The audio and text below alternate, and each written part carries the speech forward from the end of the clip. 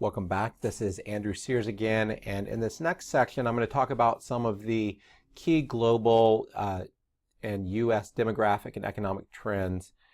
And there's a lot of changes happening in higher education. Some of them are technology driven, but some of them are driven by other trends, and I want to talk a little bit about that. So in the U.S., one of the key issues is that the number of high school graduates has been growing significantly since the 90s until now. You can see that in this chart, and the challenge is that the projected that's basically projected to level off for the next decade. Now that varies depending on where you are in the country. So in the United States, the states that are in red are those that are going to have greater than 5% growth in high school graduates. The states that are in white are less than 5% growth. So you can kind of see the overall trend. And if you're in a red state and you get a lot of local graduates, then you might be doing better than some of the people who are in some of the other states. But even in some of those red states, there's a significant shift happening in demographics. So the number of traditional students is decreasing, but also among racial groups, the number of white students is decreasing, and the largest growth group in the United States is Hispanic. So that's looking at the U.S. Now, globally, there's some long-term trends. So the long-term trends, two long-term trends is the global population age 15 and above, so that's people who are college ready, has been growing dramatically decade after decade. And the other thing is that the average years of schooling globally has been growing by about one grade per year on average, per decade.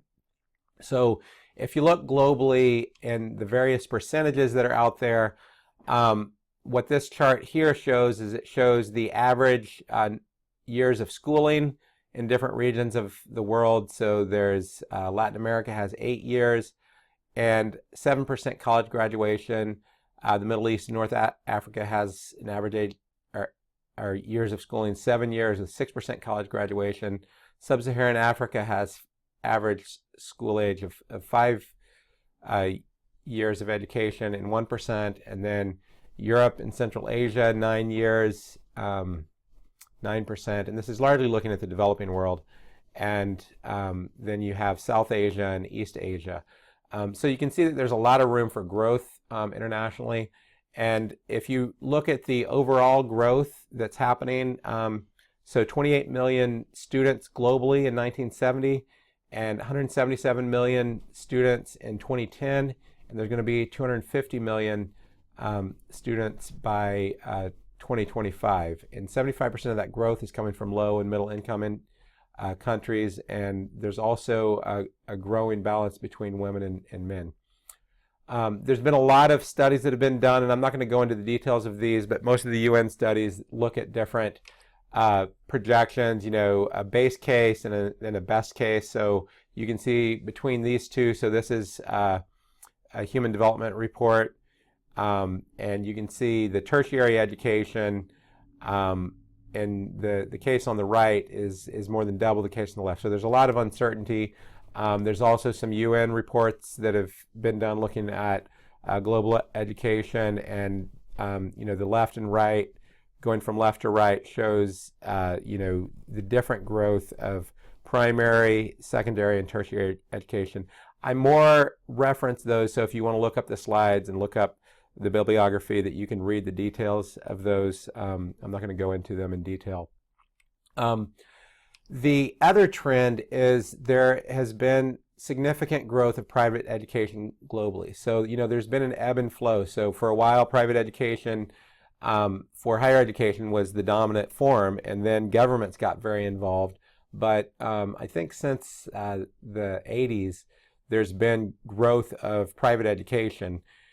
And globally right now, private education, this is both nonprofit and for-profit private education, so this is non-public education, is about 30% of the global market. And you can see the different regions, so that varies a lot in different parts of the country. So there's some regions like Indonesia, Japan, and Philippines, and Korea, where it's more than 70% private. Then there's other regions that are 20 to 30% private, South Asia, Latin America, Africa, then less than 15% private in China, Southeast Asia, New Zealand. Then there's some like Australia that are really, really small. So that's another mega trend that I would say.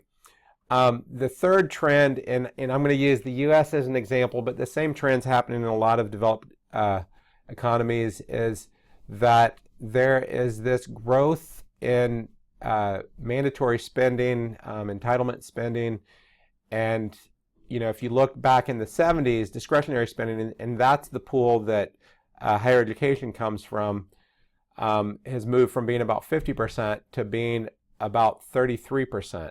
So the overall end result is there's a lot fewer dollars left, and you got to pay for a lot of things. You got to pay for military, you got to pay for pretty much all the money that Congress really has control over comes out of this discretionary spending, and the rest is already been spoken for, so to speak.